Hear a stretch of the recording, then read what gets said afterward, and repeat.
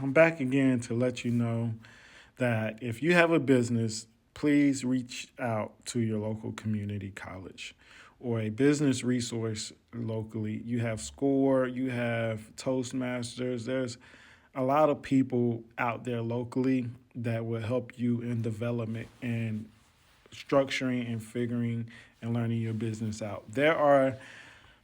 If you're new to business, there's going to be a encyclopedia worth of information. I'm trying to find the right analogy. It's going to be just a lot of freaking information that you don't know. Like, I just got off of my introduction call with the community college business aide, and the way that she just broke down how to employ and to look for other people as far as employment just took a load off my shoulder and a lot of pressure of and how to look for someone to employ. And so we talked about work, what work populations. Um, I believe that's the term. There's a lot of different terms as far as people who may want to work. Other than just full time, part time. That can be elderly, it can be work students, it can be interns. These are people as a small business and someone starting out.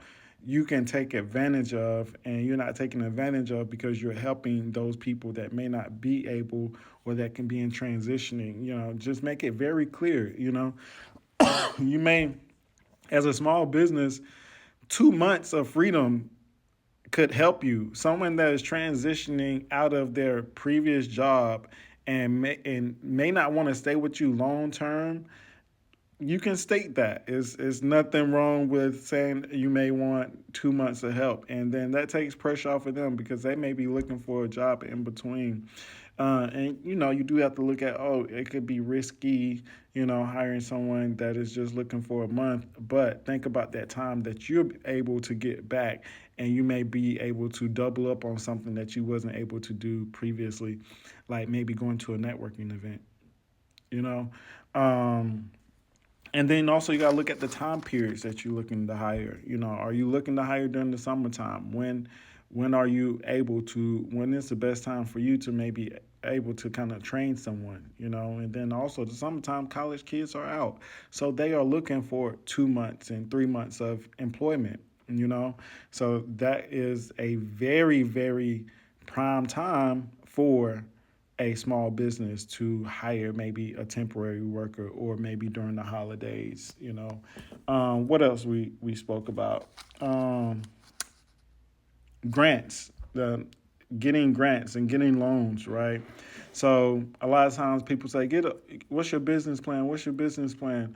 Well, how do you know what that grant needs? You may have wrote a business plan, but what does that grant need and what do they want to see in your business plan? So make sure you connect with the person that can help you, that is writing these grants and for the county and has more information. But that was all from our first session, and also we talked a little bit about marketing and doing and making sure that you're not just doing your average marketing, which I try not to on our business page. I try to do things and talk about things that everyday people do and relate to, when it comes to marketing my own personal business. I don't see this page as one of those, but I'm not going to get into that because this is going to go on three. But so yeah, so networking groups. I don't know if I talked about that, but I kind of did when I was talking about the hiring. Like, so the networking groups are very important as a small business to kind of get your name out there, and don't be afraid to adjust your hours. Like, I gotta be here, I gotta be here, I gotta open up at this time, I gotta do this. Calm down. You're a new business. Opening up late on a Monday could help you long term, and you can always change your hours and change them back. That's something that I was like, I gotta be here 8:30 Monday through Friday. If I come here at 9:30, because I went to a networking event for an hour or hour and a half, that is fine. I seen someone on Threads say that it's only black businesses that have these odd and weird hours. That is not true. There's one, two, three, four businesses here. This place isn't open Mondays and Fridays. No, Thursday to Sunday, they're not open. The place across the street, it's a bookstore, coffee shop. They're not open until 10 o'clock every day, from 10 until about 4 to 5, and they sell coffee, um, and books. And then the other place next to me here, um, I don't even know their hours. They got such odd hours sometimes. I think they're open on Sundays, and then there's like a Monday, Tuesday, Wednesday type of schedule that they're not here. And then the other store on the other side of me, I think they're not open Monday and Tuesdays as well. And then you have the diner right next to me. They close at 1 o'clock, 2 o'clock, and they're out for the day. You got to understand, as a small business, sometimes these people still also have other jobs, like a part-time job. So man, I'm not like I'm trying not to say certain words. That's why I'm like pausing and making sure I think about what I say, because I don't want to. I'm not a clickbait type of person. I'm not going to say blah blah blah just because to get everybody rowdy. Which, as marketing, maybe I should get on here and just say niggas don't know how to do business, and y'all scared to say it. They haven't been in business long enough to give other people advice about what they should do while they're in business. Your mother, your daddy, your father, none of them had a business, but you're on here giving business advice. See, if I was clickbaity, that's what I would do. That's what I would say. But we have to understand, we have to learn, and we have to ask questions from those who are doing it, because sometimes there's a why. And you got to be able to learn from people you don't like, and people that you would never talk to a day again in your life. Could you still go to P. Diddy asking for business advice for free? If somebody said for free you can go to P. Diddy and get business advice, would you do it?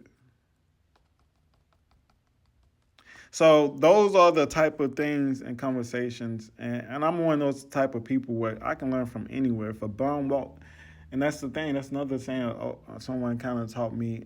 If a bum was on the street right now, and a kid was on the street, and that was giving out advice, it is imperative that you listen to both of them. A kid can teach you things that a grown man probably would never say to you, just by observation. So, yeah, that's my spiel for today.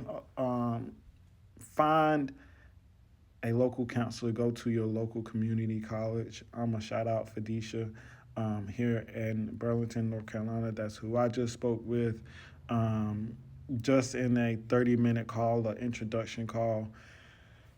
She made my heart feel a little lighter of trying to run this business, and I don't feel so alone. Not that I'm alone. Of course, I have Chris, but Chris has 15 other businesses, and I have the sole responsibility of making sure I do this one correctly. Before I'm able to do 15 businesses, and hire someone here so I can point them to someone like Felicia so they don't feel lonely, and I have the proper resources and tools I can hand over to them. Go to the turf and get a game right back. I'm out.